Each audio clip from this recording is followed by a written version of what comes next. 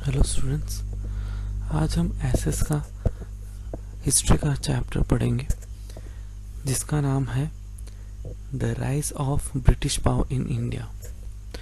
तो पहले हम ये देखेंगे कि व्हाट वर द रीजंस जिससे ब्रिटिश इंडिया में आए। तो मेन रीज़न जो ब्रिटिश इंडिया में आने के थे वो था ट्रेड। किस चीज़ का ट्रेड? स्पाइसेस, हैंडीक्राफ्ट्स, फिर और भी बहुत सारे चीज़ें जैसे जो इंडिया में अवेलेबल थी, जो यूरोप मार्केट्स में हाई इन डिमांड थे, पर मेनली था स्पाइस। अब ये स्पाइस की कमोडिटी को लेने के लिए जब ब्रिटिश इंडिया आए तो आके यहाँ पे उन्होंने इंडस्ट्रीज, फैक्ट्रीज एस्टैब्लिश की।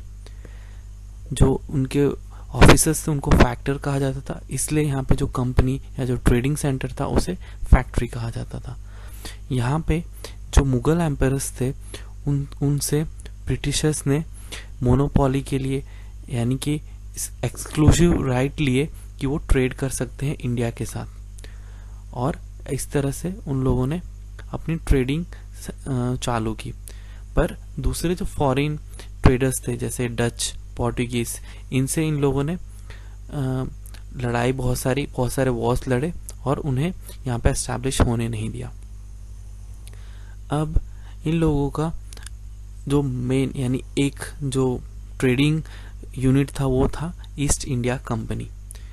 और ईस्ट इंडिया कंपनी ने यहाँ पे सबसे पहले, जैसे बोला मैंने बताया कि जो मुगल रूलर्स थे उनसे उन लोगों ने मोनोपोली ली थी। मोनोपोली यानी कि जो ट्रेडिंग के राइट्स होंगे सिर्फ यही अकेले ट्रेडिंग कर सकते हैं, बाकी कोई भी दूसरे यूरोपियन कंट्रीज ट्रेड नहीं कर सकते इंडिया के साथ। और बाद में इन्होंने कैश क्रॉप्स जैसे कि इंडिगो फार्मर्स को इंसेंटिव्स दिए, कैश दिए, बहुत सारे ऐसे दे के अपने इंडियन फार्मर्स से यहाँ से लो प्राइस पे उगा के जो कैश क्रॉप्स है उनके और उनके रॉ मटेरियल्स, यानी जो इंडिगो है वो as a raw material use होता था, वो यूरोप में भेजते थे और इन्होंने अपनी रेवेन्यू इस तरह से बढ़ाई। अब हमें ये देखना है कि कॉलोनाइज कैसे हुए हम लोग। अब यहाँ तो सिर्फ हम ये देख रहे हैं कि सिर्फ ट्रेडिंग के लिए आए, तो कॉलोनाइज हम एक कॉलोनी कैसे बने इंग्लैंड की, इंडिया कैसे कॉलोनी बनी इंग्लैंड की, तो अलग अलग मेथड्स अपनाए। पहले ईस्ट इंडिया कंपनी, सबसे पहले जो ट्रेडिंग यूनिट था उसने एक चार्टर हासिल किया। किससे? एलिजाबेथ वन से, जो इंग्लैंड की क्वीन थी उस टाइम पे, एलिजाबेथ वन, उनसे उन्होंने चार्टर लिया जिससे उनके पास एक्सक्लूसिव राइट्स हो गए ट्रेडिंग के लिए, इंडिया के साथ ट्रेड करने के लिए। फिर उन्होंने जब एक्सक्लूसिव राइट मिलने के बाद फैक्ट्रीज बहुत सारी एस्टैब्लिश की, और फर्स्ट फैक्ट्री इंडिया में सूरत 1613 में एस्टैब्लिश हुई थी। तो the Britishers establish first factory in 1613, ये शुरुआत हुई। बाद में सर थॉमस रॉय ने, इन्होंने जाके जहांगीर, जिस उस टाइम पे मुगल एम्परर थे हमारे जहांगीर, ये भाई साहब के पास गए कि हमारे एक फैक्ट्री तो लग चुकी है सूरत में, अब हम आपको और रेवेन्यू देते हैं, आप हमें जमीन दीजिए ताकि हम और फैक्ट्रीज एस्टैब्लिश कर सके। ऐसे एक प्रपोजल दिया तो मुगल एम्परर जहांगीर ने आगरा, अहमदाबाद एंड भरूच, ये 3 जगह पे और फैक्ट्रीज एस्टैब्लिश करने की परमिशंस दे दी। इनको रिटर्न में क्या मिला? रेवेन्यू। और दूसरे जो यूरोपियन ट्रेडर्स थे, जो डेन्स, पोर्टुगीज और डच, ये जितने भी ये जो यूरोपियन कंट्रीज थे, अब इन्हें इस ट्रेडिंग यूनिट से हटाना, इस लैंड से हटाना मेन इनका मकसद बन गया इंग्लैंड वालों का, यानी ब्रिटिशर्स का।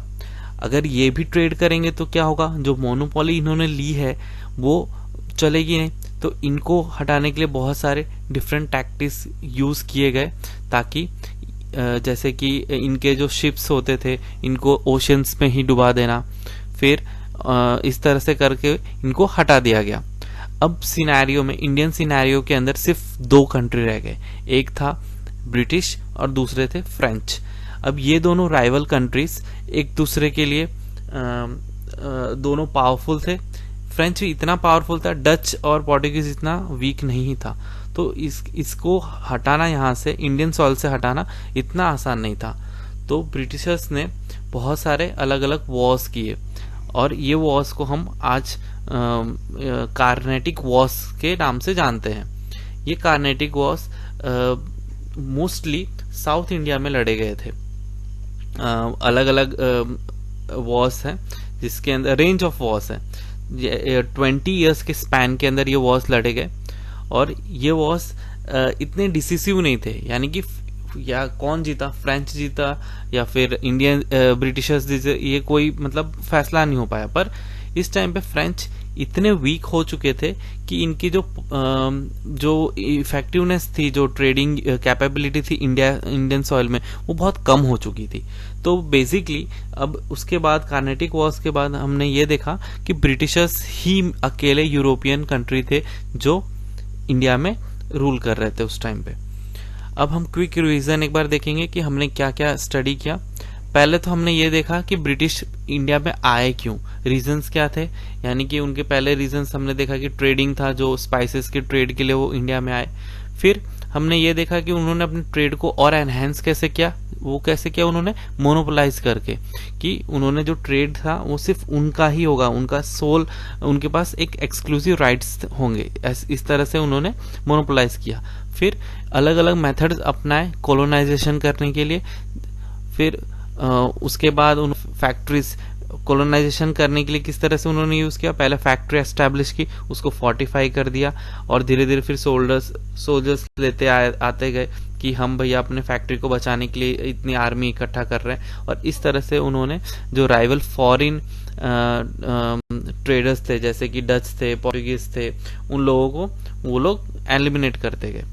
अब हम नेक्स्ट वीडियो में क्या देखेंगे, नेक्स्ट वीडियो में अभी तक तो हमने ये देखा कैसे कि किस तरह से ब्रिटिशर्स ने इंडियन सॉइल के ऊपर दूसरे यूरोपियन कंट्रीज को एस्टैब्लिश नहीं होने दिया। अब हम ये देखेंगे कि इन्होंने इंडियन प्रिंस रूलर्स, यानी कि जो रूलर्स थे, नेटिव रूलर्स थे, उनके साथ कौन से बैटल्स लड़े, जैसे बैटल ऑफ प्लासी हो गया, बैटल ऑफ बक्सर हो गया, इंडियन एंग्लो मैसूर वॉर हो गया। ये सारे वॉर्स कैसे हुए और इसके आउटकम्स कैसे थे, और इनके आउटकम्स के बाद ब्रिटिशर्स की क्या पोजीशन हुई इंडियन कॉन्टिनेंट के अंदर। और साथ में हम ये भी देखेंगे कि अलग अलग पॉलिसीज जो ब्रिटिशर्स लेके आए, जैसे एनेक्सेशन पॉलिसी हुआ, ये सारे पॉलिसीज किस तरह से उनके एस्टैब्लिशमेंट में काम किया। फिर ये देखेंगे कि सिविल सर्विसेज कैसे उनके थे और पुलिस सर्विसेज कैसे थे ब्रिटिशर्स के इंडिया के उस टाइम पे दौरान। Thank you.